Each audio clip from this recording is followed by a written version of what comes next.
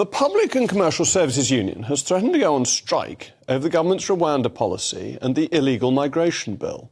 Incidentally, the union was also part of a legal action being taken against the government last year over the deportation scheme. But this goes to the very heart of our constitution. How can we expect effective governance if the largest civil service union is both trying to sue the government and go on strike over a political matter? This is like the 1970s when some of the print unions refused to print leading articles in newspapers that they didn't agree with. It's not a question of pay or benefits, it's political. And it's not a question of going on strike in all reality. It's a question of resigning, because if you don't accept the government policy that you are paid to implement, you don't go on strike. You leave, and if you don't leave, you should be fired.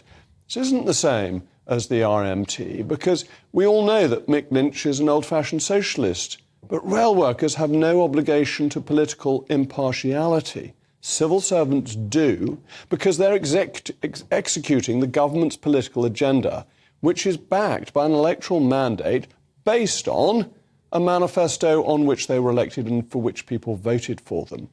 Paul O'Connor, the PCS head of bargaining, said there will be no stomach among our members for implementing the Rwanda deal, an illegal migration bill. But I say to him to borrow from Henry V, he who hath no stomach to this fight, let him depart, but without his passport made up and no crowns in his purse.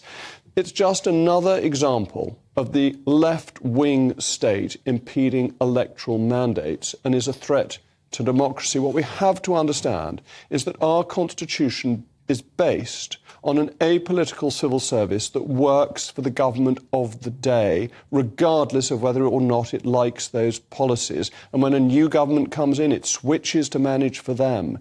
If that doesn't work, if civil servants are to choose which policies they will implement and which they will not, then why bother having elections? Why not just hand it all over to the bureaucracy?